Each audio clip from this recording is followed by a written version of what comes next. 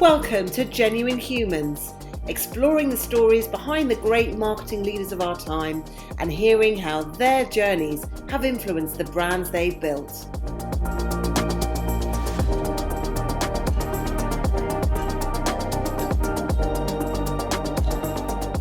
Brought to you by The Social Element, here are our hosts, Tamara Littleton, CEO and founder, and Wendy Christie, Chief People Officer.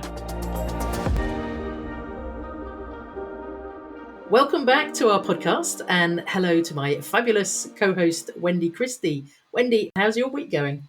Really well, thank you. A very exciting highlight to my week is we've ordered our very first garden shed. Oh, exciting. I know, right? I'm very sad that that's my highlight, but nevertheless, how's things with you? Well, I had a birthday weekend last weekend, so there was a lot of food involved, including a cheese barge. Wow. Which is basically a barge in Paddington where they just serve cheese and wine, and it was delightful. I'm kind of getting used to this whole restaurants being open again, and yeah, that was amazing. So not a barge made of cheese. It's not a barge made of cheese. That would have been fun too. But... So we are also joined today by Toni Wood, who is former Chief Marketing and Commercial Officer for DFS and now the Chief Marketing Officer of youfurnish.com, the furniture comparison website, which is in rapid growth stage. And welcome, Toni. Good morning. Thank you very much for having me. Toni, do you want to tell us a little bit more about youfurnish.com and what attracted you to work with what's a kind of a relative newcomer in terms of brands? Yeah, for sure. So we are a website that's about discovery and comparison. So if you think about booking.com and Skyscanner, that's kind of what we do, but we do it for the furniture industry. So we're the only people that do it. It's a £25.5 billion industry, and no one's actually aggregating it. And it's actually quite a fragmented market and quite a huge consumer opportunity. So I'm super excited about being part of that. We are 12 months old next month, so very exciting. And we, as you said, we've moved from startup to scale up, and we're just currently closing out our Series A round already. So super exciting time to be part of the journey. Fantastic. So you were kind of attracted to the excitement of that sort of rapid growth that's going on, and they wooed you. They definitely wooed me, yeah. So I think it's a great example of meeting people through your network, which I guess I've never really done before. Every role I've moved into has been via a headhunter predominantly, and this was more a case. So I was in a sort of a forced change period because my role at DFS was made redundant at the end of 2019. We'd been travelling, my husband and I went travelling, and got driven back by two things. One, the pandemic. We were out in the Philippines as the pandemic slowly started to push back into Europe. So that was a bit of a tricky time, but also I shattered my elbow very carelessly falling off a moped. So I had to come back for that as well. So it was a bit of a weird time, and I was in a number of processes to kind of go and do what I've always done, work in big businesses with big teams, building or iterating brands, I guess. And I had this opportunity, which now I can say was an opportunity at the time, was forced reflection to work out what I really wanted to do. And I was having some great conversations and some great processes, as I say. And then through my ex-CTO from Costa, I met Deirdre and Ray, who are the founders of our business. It was just like an instant chemistry. I don't know if you've ever found that, where you just meet people and you connect. And they weren't looking for me, and I wasn't looking to join a startup for sure. It had never really entered my mind that would be a place that I could thrive. Initially I was drawn to them by the solution. So they have a real solution to a true consumer problem, which I obviously know really well from working in DFS, that's a massive problem for consumers. But I think the reflection I've had over time was what I'm really good at is I'm really good at solving problems, and the bigger the problem, the better. So that really appealed to me, that they were solving something and were first to market. And I like building things. So I like building teams and brands and businesses. And actually everything I've ever done has been part of iteration. And actually this was an opportunity to build something from nothing. That's that dream, isn't it? It's like, here's a blank piece of paper, what would you do? And it's like, really? Really? So I think that was kind of a big consideration for me when they then approached me and said, we kind of weren't looking for a CMO at this stage of our growth, but we really want you to work with us as we take the business from startup to scale up. How does that work? And I was like, oh, I don't know, never considered it. And it just kind of went from there. And I think, I'm really fortunate because I work with people I like and respect and admire. I feel incredibly valued within the business, and I'm doing things that I know I'm really good at. So I'm kind of energized, and I genuinely get up every day feeling positive about what's ahead of us. So kind of energized and consumed by work, but in a really positive way, which is, really rewarding. Yeah, absolutely. It's a marriage made in heaven by the sounds of it as well. It's so wonderful to work with people that you enjoy working with every day. It makes a massive difference. Yeah, definitely. So going back a little bit, I'd be so curious to find out about how you got into marketing in the first place. Kind of what sparked your journey. Are you able to share your story? Yeah, sure. I mean, I didn't start in marketing. So I started out as a retail grad at Sainsbury's. Back in the day when Sainsbury's were the leading UK retailer, we're based on Blackfriars Bridge, so that always dates me. But I started out as a retail grad and I was on the shop floor, so going through the graduate programme there, and they sponsored my degree. So my degree is actually in retail marketing. And then through my time with them, I got the opportunity to move into head office. So I worked in London and worked in the space planning team.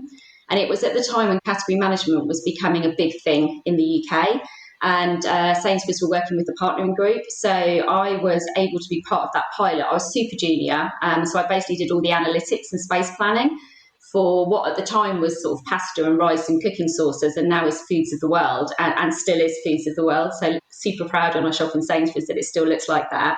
And that gave me a real excitement around the data and the power of data to actually change something in a business and drive a different consumer behaviour that results in a positive business result. So I guess that was kind of my first insight into it. And I probably wouldn't have articulated it that way at the time, but if I look back, I go, that's when I realised the power of data and, good old spreadsheet and a bit of tail analysis. So moving on from then, I got the opportunity to go and work for Britvic as a category manager, and I guess poacher turned gamekeeper. So I went from being the retailer to being the supplier and having to pitch back to the retailer, which is a humbling position to be in. And I was a dedicated category manager for them across their business and across all of the grocery retailers. So again, a great experience and all about data and consumer insight. And I had a bit of an inkling then, Britvic's a brilliant business with amazing brands. And I had a bit of marketing sits on the second floor. It's a bit sexy. That's where all the cool kids work. And I'm this boring person who lives in a spreadsheet all day. So I kind of had that sort of that giddy view of what marketing really looked like before I got to where I am now and understood the commercial reality of it. But that was a really interesting. So I think I'd expressed some interest in it at the time. And then we went through a restructure, and I'm a bit of I always like to have a backup plan. So I got offered a really great role in Britvic, which in hindsight would have got me into consumer marketing faster. But at that time, I'd been approached by Gillette, and I decided to join Gillette. So I went to Gillette as a category manager for the Gillette business. And again, a super time to join. I was part of the team that were able to launch Mach 3 Turbo and Venus. So I can talk about the number of ergonomic hand grips that are built into Venus's handle for us ladies and the way that we shave. So yeah, those things still stick with me. So that again was a brilliant time. And also that was when Unilever launched the Lynx razor. So it's the first time they went seriously into it, and it was a massive threat for Gillette. So again, it was a great opportunity to be working for a brand leader, but in a place where it was really being challenged for the first time. So I had a great opportunity there as well. And again, still, the cool kids worked in marketing, and I wanted to be one of the cool kids. And then I got an opportunity to apply for a role in Europe, the European team for Gillette.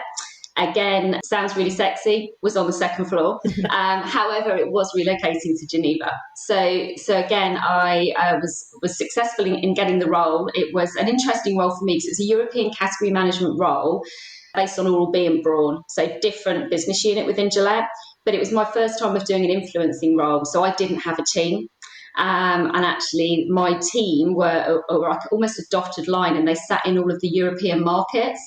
And so my role was really to influence, or set a strategy, I guess, but also influence the investment of time and money in the market against Oral-B and Brawn, when actually the king brand in the mix is obviously Gillette.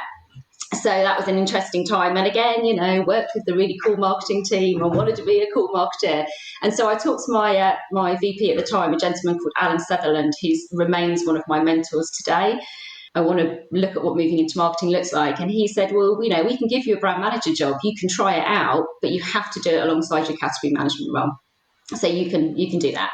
So I did that. I loved it. I worked on refills, Oral-B refills. That was I did the whole repackaging, stop people stealing them. Really, really like fascinating pieces that happen in retail for Gillette. And that was what I was doing at the point we were acquired by Procter & Gamble.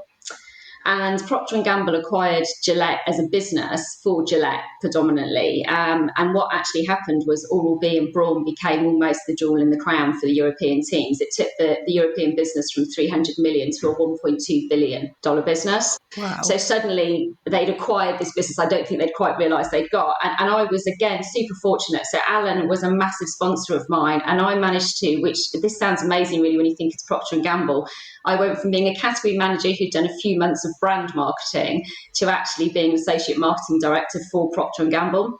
And I did 4 different roles within Procter & Gamble during my time there. And I always say it was like basically going to the best brand marketing school in the world, because P&G's investment in its people is just phenomenal. So that was a huge experience for me. And the reason I left was actually to go and do something new and shiny, not for any other reason. You know, P&G is definitely a company where you can continue to grow for your whole career. And again, you know, Alan was a huge sponsor for me as I did that. So I spent 10 years in Geneva doing that role as well, which was a great experience. So I moved back to the UK. So a bit of a life-changing moment. My marriage failed, which made a bit of a whole rethink of what next. So I moved back to the UK and I went to work for the ABF group, and I worked for Jordans and Ryvita. And I looked after insight, R&D and marketing for Jordans and Ryvita across my time there. And I did a postgrad in digital. So I recognised that P&G was an amazing brand building school, wasn't as digital at the time as it is now. And this is the way the world was going. So I did a postgrad in digital. And at the time I was working for a lady called Carol Welsh. And then Carol went on to become the CMO of Costa. So 6 months into her role, she approached me and asked me if I'd join her at Costa as her brand strategy and digital director, which was brilliant, because what it meant was I could still hold on to all that great brand work that I loved, and I knew that I had the skills for, predominantly built out through Gillette and Procter & Gamble, but actually I got to get much more heavily involved in digital and use what I'd learned academically actually to make a difference in a business. So again, a great opportunity. What I found in that role was I expected to go in and do, well, first of all, I think you go into a business and you think everyone shares your view of what digital is, and you quickly realise they don't. Everyone has a different articulation of digital. And then I think the other thing was everyone had a lot of energy, and Starbucks is amazing in terms of digital. So everyone would look to Starbucks and their product innovation. And it was like, well, why can't we do that? And I think the realisation quite quickly was, because what underpins the technology in Costa at the time was huge legacy systems. So it was that whole now articulated as a digital transformation program, but at the time it was just like, let's stop lifting the bonnet, because every time we lift it, it's really scary. We can't quite do what we wanted to do. So I worked really closely with a gentleman called Mark Demody, who was the CTO, and I probably spent more time understanding what it means to actually work in technical transformation. So what it means to re-platform your loyalty system, your till system. So we ended up having to re-platform everything.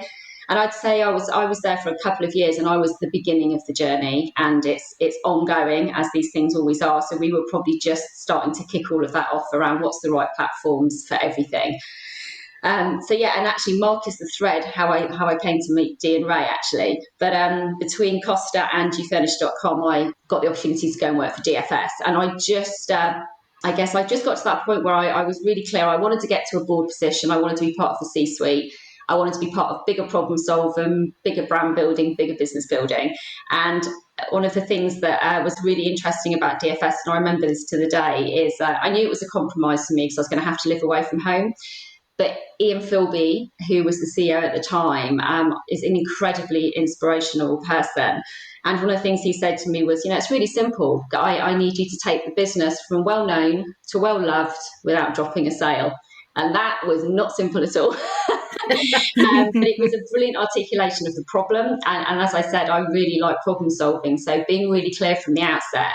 And that actually meant putting digital and brand together. So those teams in DFS at the time sat separately, as is the case in a lot of retail businesses. So it was about putting the teams together and putting consumer and insight and data at the very front of the journey, which again, all things that I could sort of pull out of my tool bag and basically go, right, I can now put all this stuff that I've learned into one place and bring it all together.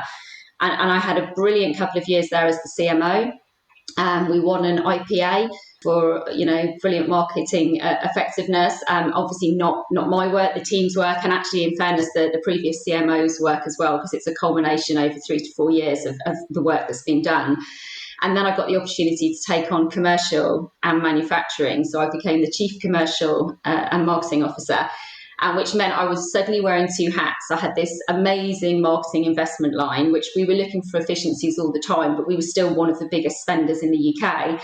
And I had this huge profit delivery accountability on behalf of the business. So I really had that full P&L accountability. And suddenly you have a different view on cutting your marketing spend when you're missing a point of margin on your profit delivery. So that was a great experience as well in putting that together. And then I also looked after 5 factories, which actually had a standalone P&L as well. So, and I just completed the Marketing Academy fellowship program for CMOs who want to become CEOs. So it felt like this perfect storm of everything was coming together at a perfect time. And then as a result of the board restructure, my role was redundant, as I said, at the end of 2019. And I went on a journey of what do I do next? And how do I find something that really energizes me every day? And obviously, you've heard me talk a little bit around youfurnish.com already. So that's how I get to be there. And as a part of that journey, I guess, I've become a bit obsessed and a bit of a geek about resilience. Yeah. So I thought I was really resilient. And then stuff happened, and I probably wasn't as resilient as I thought I was. And so I've become a bit obsessed by it. And I've just done a postgrad in psychology of happiness, positive psychology, which has a huge module on resilience as well. So, yeah, definitely not there, but have got some more things that I know I need to practice. And I think, as well as resilience being a theme, I think what's really interesting is the power of your network as well, because you sort of picked up on the fact that Mark was a key person. And I think it's something that people can forget, that you're so focused on the job that you forget to invest in your wider network. And it sounds like that's been really important for you and perhaps a good priority for you. Yeah, definitely. And I think when I was absolutely right, when I lived away from home in the role for DFS, I just didn't. I was head down in my job all the time. And I think what we all, it's like that thing, isn't it? You know these things, you know them to be true, but you just never invest the time in them. And I'm a huge extrovert and I love meeting people, but the whole idea of networking events fills me with horror. Yeah. So I guess I never invested enough. And that's actually for me been really fascinating about, we work in a remote distributed model. So the lockdown hasn't forced that. That's what we are anyway. And actually, I found it really empowering. So, I'm part of some really big networks now who I can go to for great advice or just for a bit of energy. And it's actually really, really played out well for me. But yeah, you're right. The D&I, she's recently been interviewed by The Times, Deirdre, so she's my founder. And she talked about how she found me through the power of the network. We would never have found each other in a traditional way. Yeah. And of course, you and I met through the Wits End network as well, which is, I just think, a most amazing network. So, yeah. I totally agree. That one's one that I come away from every session we do, and I do the whole, there's 3 or 4 people I end up following up with, and it's just brilliant. And I think this enables it a bit more, being able to talk through technology rather than say, well, when are you in London? Well, when am I in London? Let's get a coffee. Then people's diaries move. And I just think this is just enabling it a bit more for me, for sure. Although I do recommend meeting on a cheese barge. Well, I know. I'm quite excited by a cheese barge. I do like a bit of Stilton. I was more excited, though. I was a bit like Wendy. I was hoping it was actually a barge made of cheese. So, if you don't mind, Toni, I'd like to go back even further than Sainsbury's, because I'm really curious about how we are as kids shapes where we end up as adults. So what were you like when you were little? Well, actually, probably the same size I am now. I'm not much bigger. But when I was little, so I've done a bit of YSC profiling and loads of profiling tools, so I could go on about this forever. But I guess that the key things I would pull out is I'm a big sister. I was a tomboy. I had super high energy. And I think, my mum would have said I was like, she talks all the time. She's a real chatterbox and she's really nosy. I think now that would get reframed, wouldn't it, and say that she's really curious and she builds relationships quickly. But I think as a child, that's what my mum would probably have said about me. My dad is military, so and my dad's my hero even now. So I'm heading for half a century at the end of this year, and my dad is still up there on a pedestal. And I guess we had that discipline and structure that comes with a military father. So I guess that plays into a little bit of my drive. He's never quite sure. They always say we're not quite sure where you've got it from. But I think if I look back at what they are, and my dad's a big project guy, so he's constantly on to the next thing. Right. So, always learning even now. Really, he was technology leader in the RAF as well. So he's super curious about how everything works. Yeah, and so, but my brother would definitely say I was a bossy big sister. I'm also a big sister, and my family would probably say exactly the same thing. When you were growing up, did you have a sense of what you wanted to be? God, no. I think I wanted to be liked, and I wanted to be popular, I wanted to be cool, and I was probably none of those things. But when I did my work experience for GCSEs, I wanted to be an engineer. And then when I did my work experience when I was doing my A-levels, I thought I wanted to be a physiotherapist. Clearly, those things are totally poles apart. And I've ended up doing something completely different. So I guess no is the answer, honestly. What advice would you give to your teenage self if you could? Oh, God, I think I could probably I would say I'd write a book on it, but I should probably be cooler and say I'd write a blog on it. But I think if I had to drill it down, I'd probably say the things, and I'm still learning this, so I'd probably still give it to myself now, is listen to your intuition. So trust yourself, it will serve you well. And I think you have to go through the highs and lows of life to really learn that. So I'm not sure it's something you can be told. The biggest one I'm still on a journey for is your job does not define you, and happiness is not a job title. So that's what I'm still, I think I've come from not a background, this wasn't my childhood, but definitely from a world of work where it's about go higher, go faster, get a bigger job, a bigger title, all the bells and whistles that come with that. And that's, obviously been transformational for me in the last year of like working through what really matters to me. I think there's a bit around the highs and lows. So there's going to be highs and lows, and you're going to be okay. So there's going to be some really crappy stuff that happens, but you will be all right. You're more resilient than even though, I like to think I wish I'd been better.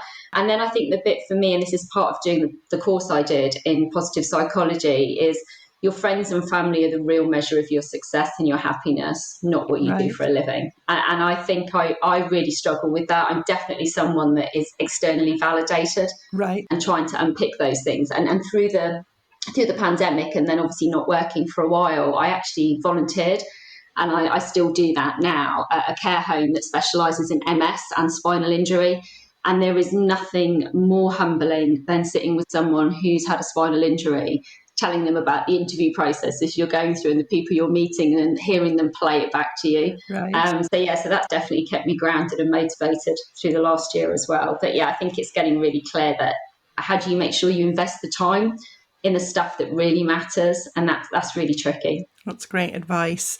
We've touched on your network a couple of times, and you've mentioned people like Alan, Carol, Mark, Ian, who sound like incredible people. Are there any other genuine humans who've influenced you in your career? I mean, I think there's loads of people, isn't there? From every role I've done, there's probably people that are still in my life now. Either who worked for me in my team, or I worked for. Who've maintained that thread with me. And then I think there's the people, all those people I've talked about, there's another gentleman, Keith Carnes, a guy called Jeremy Thomas. As I've moved through my career, they're the people that have given me the confidence to take the leap when I lacked it myself. So I remember Keith saying to me when I got the opportunity to go and be in the European team in Geneva with Gillette, and I had this moment of panic where I was like, I'm going to move my husband, who's got this amazing job at Sainsbury's in the bank. I'm going to move him to Geneva, and what happens if I hate the job, and what happens if I'm not any good at it, and what happens if I hate Geneva? And he was like, whoa, what's the worst that can happen? You hate it, you leave, you will be fine. Yeah. And I guess that's some of the things I'm saying I wish I could have told my younger self. But at the time I was in this whole that's too much, there's just too much change. So again, they've all been people that I think I've respected and been inspired by. They've continued to remain in my life now as mentors or coaches or even friends. And they've given me those moments of humility. So Ian, who's the amazing CEO I worked for at DFS, I remember him once saying to me when I was talking about wanting to become a CEO and saying, this is the stuff that fills me with fear. And he said, do you think that doesn't fill me with fear? Yeah. He said, I still have that moment where I go, how am I a CEO? And for me, that was the bit where it's like, that's when the veneer comes off, the corporate veneer comes off, and the real person's there. And they're the people that for me have just been amazing. And again, I'm still connected to all of them. So when I made the choice about joining a startup, I reached out to nearly all of them. And those moments can be, and for me, it was life-changing. I think the first time I heard someone who I thought was amazing say, how did I get here? You know, I'm just muddling through like everyone else. Yeah. And you sort of think, wow, okay. Yeah. So it's always good to hear that from other people. Without naming names, or you can if you want to, would you say that you've had a worse job? I'm not sure I've had a worse job, but I've had a couple of experiences that have stayed with me. So one, I guess, hopefully to make you smile, is when I was doing my A-levels, I worked in the local fruit and veg shop at the weekend. And there's two things I had to do there that now still fill me with horror, is the moment when you put your hand into a bag of potatoes and the potato is rotten. Ew. And the smell that manages to stay with you no matter how many times you wash your hands. So that's an experience that's still there for me from when I was 17. And then also changing flour water. You know, when you get that slimy bit of a leaf Yep. and the water. So I'm a bit obsessive. So I am a subscriber to one of the direct-to-consumer flour brands. And that's one of my obsessions, is the minute the water starts to change. So I guess they were a couple of things now that have stayed with me from like experiences in jobs. And then I guess the one that's probably most marked in my mind is when I was working for Sainsbury's as a grad. I had a role where it's called, you were the backdoor manager or the reception manager, both terrible titles, but you basically unloaded lorries all day. And I was, 5 foot nothing, blonde with steel toe cap boots on, not looking particularly hot in a Sainsbury's uniform in the day. And it would go two ways. You'd either get a lorry driver who would rock up and lean on his truck and watch you struggle to unload his 52 pallet container, or you'd get them where they would help you out because, it was a bit like watching their daughter. And then I remember I was incredibly unwell, and you don't mean sick in retail. It's not the way. And in those days, the store managers were gods, and you weren't allowed to tell your department manager you were sick. You had to tell the store manager, so they just put you through call after call after call. So all the time the calls are building as you wait for him to answer the phone, and you're like fearful of telling him that you're not coming in that day. And I remember him saying to me, he's definitely a guy that led by fear. And he said to me, typical, this is what happens when you give a man's job to a little girl. And I was 21. And that stuck with me. So I can still articulate it. I can still remember exactly how I felt when he said it to me. So, yeah, I guess so not worse jobs, because I think highs and lows in all jobs, but a couple of experiences for sure that have stayed with me. And I think those moments where you remember sort of bad leadership, they can also help you be a better leader, because you just think, I never want anyone to feel the way that I felt when that person said that. So absolutely, yeah. I'm going to shift us back to the brands, actually, because obviously we were talking about Sainsbury's, but you've also worked with Britvic, Gillette, Costa. What have you been most proud of so far? I think, well, there's things I think, there's awards, isn't there, and business performance and, seeing the shifts in the brand and all those great things that we all strive for. But I think the bit I'm probably most proud of is the teams. So the teams I've been part of, or the teams I've been able to be part of building. And I remember this example, and this makes me quite emotional, so I'll try and say it without wobbling. But I was at a Festival of Marketing conference when I first came back to the UK, and I bumped into somebody. When you see someone and you know each other, but you can't place each other. And in the end, she came up to me and she said, Toni. I was like, yeah. She's like, we worked at Procter & Gamble together. And she said to her colleague, this is Toni. And the lady she was with said, what, Toni that you talk about all the time, that everyone knows about?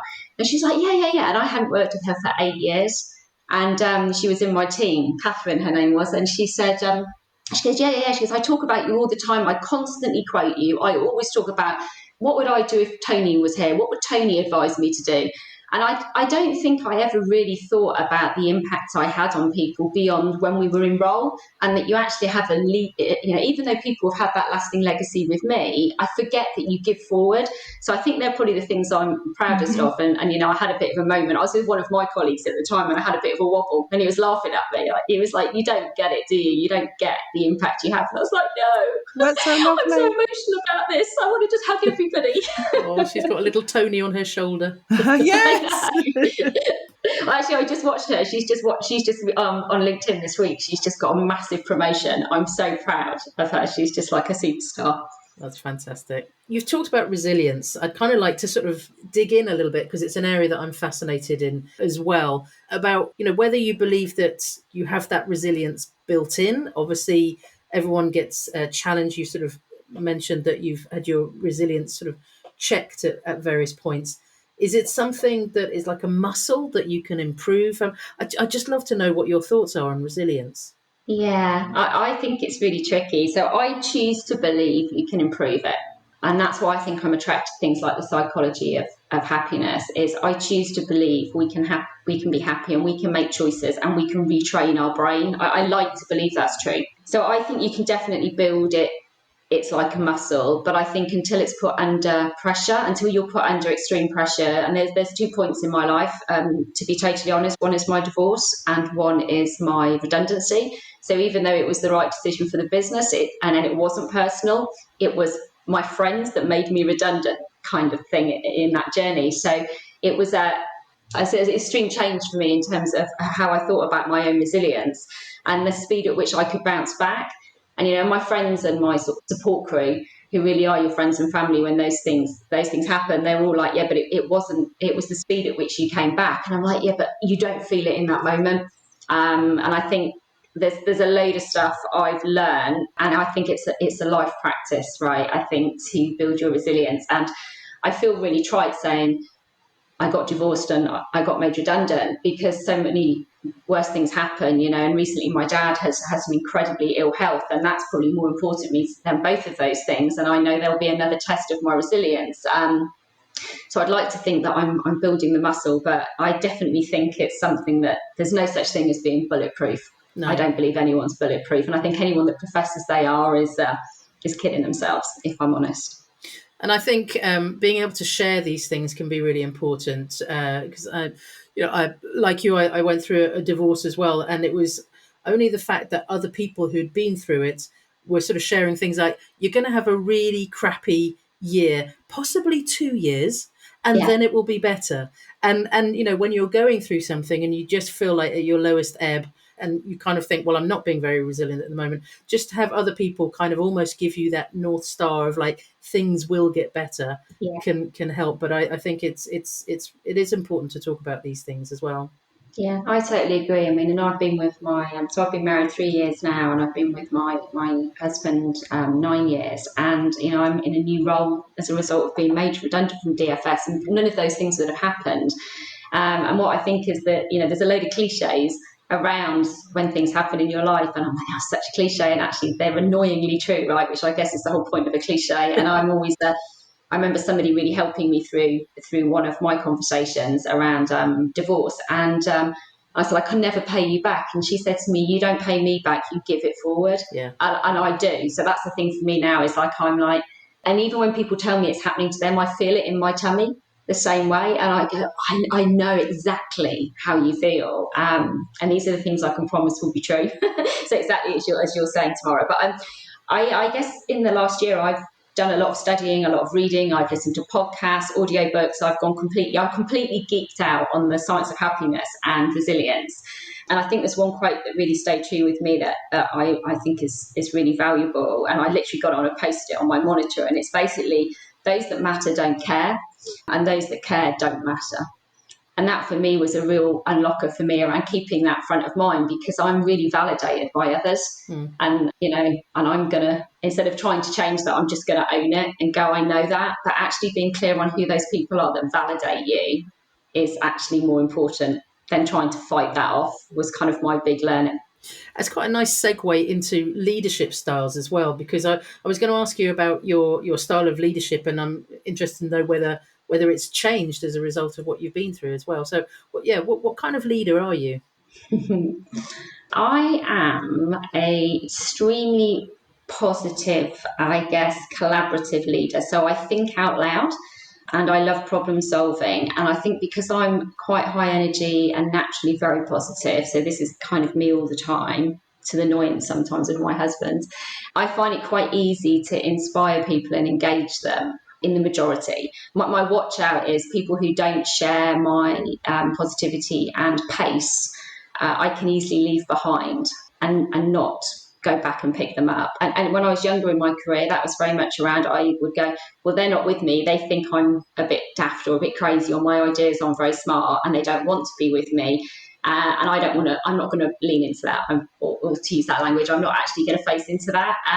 I'm just going to keep going with all these other people that are happy and on the same bus as me. And actually, my realization is that's not actually what they were thinking. I had a great bit of coaching and found out that's not actually what people think. And actually, there's more value in leaning into those conversations, because they're the people that actually will check your thinking for you and just give you that pressure test. So I think there's a big learning in there for me that I always try and hold on to. Is the people who are different to me in the room are the people who are the most valuable.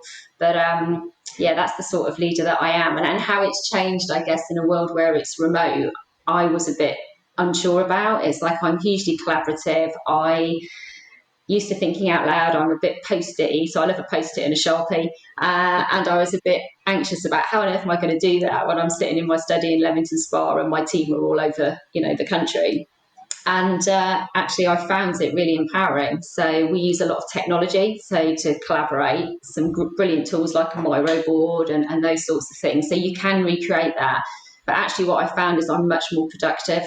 So I actually get through a ton more work myself as well by not having that constant distraction. So I think that whole bit around things that I would have said were my strengths before and lent themselves massively to being in offices with teams of people actually have flexed a bit. But actually play as well in a remote world. So what's the big priority for this coming year with youfurnish.com? Wow. So we have a lot going on. So we are, as you said at the beginning of the session, we're a startup in rapid scale up. So we're just about closing out our big Series A raise, which is really exciting. And that's about accelerating us even faster. So it's all about pace and learning really quickly. We're bringing new retailers onto the website all the time. So we have been in a really fortunate position since we launched, which we haven't had to outreach to any of them. They've all come to us on the back of our sort of success, which has been brilliant. We've got a ton of new product features. So what you see today and what you'll see in 6 months' time are completely different. So we've got a great set of new product features that are coming as part of our development roadmap for the website. And then we've obviously got the need to build the team. So we've gone from 5 people when I joined to a team of 18 now. So I think we are 6 nationalities in 6 countries, or 7 countries, I think. So we've got multiple countries and nationalities now within the business, which is brilliant. And that's a power of a remote model, because we can go where the talent is, as opposed to having to have people commute into offices, which has been really empowering. So about increasing our team. So we've got new team members going into the development team and into our product team. So so very, very exciting time. It's all about growth. Busy times indeed. Love it. So we're going to move on to the part of the podcast now where we get a little bit more personal. So let's start with, what's your guilty pleasure? Oh, I have two. They're both orange. So one is my dog. So I have a Vizsla. He's a year old, pre-lockdown, but has grown up with me to this age in lockdown. And both my husband and I are obsessed. So God knows what we'd like if we had kids, because the dog has become like the centre of our world. So I have a gorgeous ginger Vizsla, and then I've discovered giant Wotsits. So if you haven't discovered giant Wotsits, get yourself to a supermarket soon. How giant are they? They are just phenomenal. And every time I introduce them to someone, they go, "That's disgusting. How can you eat a giant Wotsit?" And then they become obsessed as well. So it's a definite obsession. Did they have any of those on the cheese barge, Tamara? Well, they didn't, but all I can visualise is like the Wotsit the size of a head now. I need to see how giant they are. They are pretty giant, and they're pretty amazing because they're really saturated in that cheesy Wotsitness that is not great for you, but tastes phenomenal. Orange fingers. Have you seen the giant crumpets? Yes, I love the crumpet. Have you seen them, Tamara? They're massive. Absolutely. They only just fit in the toaster. I'm all over that. So other than, I can imagine that your dog and giant Wotsits might be involved, but what else would make a perfect weekend for you? Oh, well, my husband has got me into camping. So we have a camper van, Volkswagen camper van, which he kitted out, and it's pretty cool. So we take that, we get to the beach. We've got SUP boards, so we do stand-up paddle boarding. Anything where I'm by the sea and I'm kind of happy. So that with my dog, followed by, I guess, boozy lunch with champagne and friends. Perfect. Sounds brilliant. different type of question, but what's one of the most adventurous things that you've ever done?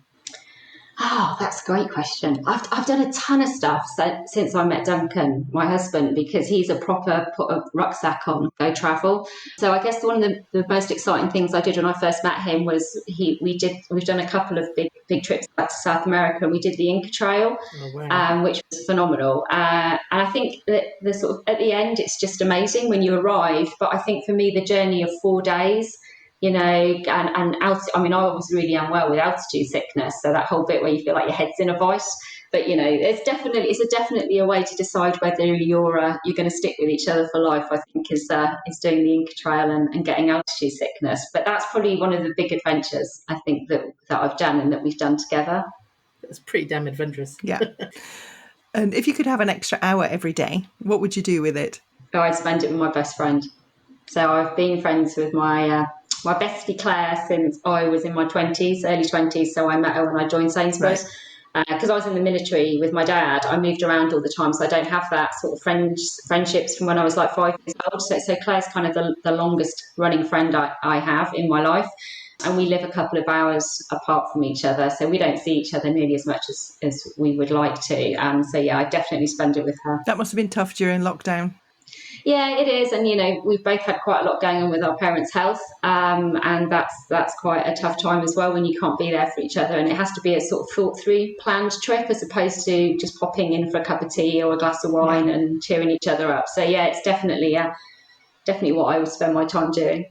On the theme of your friends, how would they describe you, and how would you like them to describe you?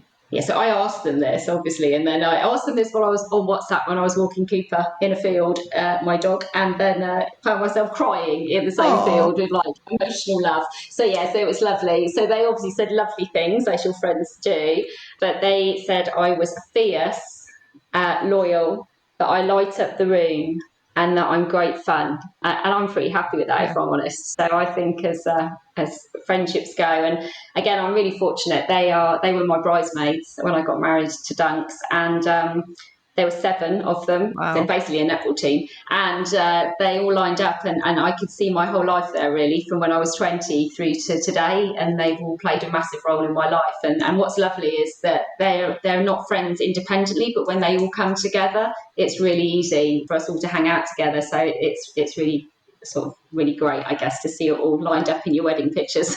Oh, you got your squad. Got a squad, yeah. What's still on your bucket list then? I mean, it sounds like you're with a very adventurous partner. So have you got a sort of bucket list that you're trying to cross off? So everyone laughs that I've done this, right? So I'm coming up to my half century, as I like to call it, at the end of this year. And I've positioned it as a planned midlife crisis. Right. So I am planning my midlife crisis. Brilliant. But in a way that's positive. So I have a little book, and everyone gets to submit. Everyone has a page, and they submit all their ideas. So it sounds completely crazy. And some of the stuff is I'm really lucky, and I've done that already. Some of it's countries I still want to get to. So I want to get to Vietnam. That's a debate because my husband's done it. So he's like, no, I've done that one. And I'm like, well, I haven't. And same with Australia. So he's lived in Australia, and Australia is one of the big places I haven't done, but I've been to many other countries. And then we both want to get to Japan. So that's probably the one we would get to. I think I want to do the typical midlife crisis is that I really want a tattoo. And I might just have to do that, under the cover of darkness. So yeah, so it's a bit of travel. And I guess, I think they're kind of the big things, but it's just kind of doing the same stuff we do now. So more travelling and, more time with friends and family, I think. Fantastic. Well, here's to restrictions being lifted so that we can all start getting out and about again. Absolutely. So, Toni, we're coming to the end now. So I'm going to give you the last bit to sort of let me and Wendy know, is there anything that we haven't covered, anything that you wish we'd asked, or just any closing thoughts, really? No, I mean, I've really enjoyed it. And I think when you get asked to think about some of these things, it's a really great opportunity, because for me, it's like, I'm not a reflector, as you probably get. I'm all about going forward at pace. So actually being forced to think about some of these things is really powerful. So I think just thank you for the opportunity to be part of what you guys are doing. I think it's fabulous. So thank you very much.